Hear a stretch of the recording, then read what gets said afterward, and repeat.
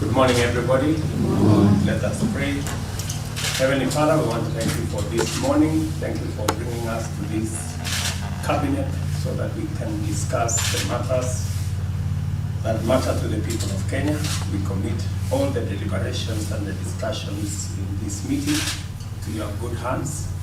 We pray, Heavenly Father, that you will give us the wisdom, the understanding, and the knowledge to be able to discuss the matters of our country.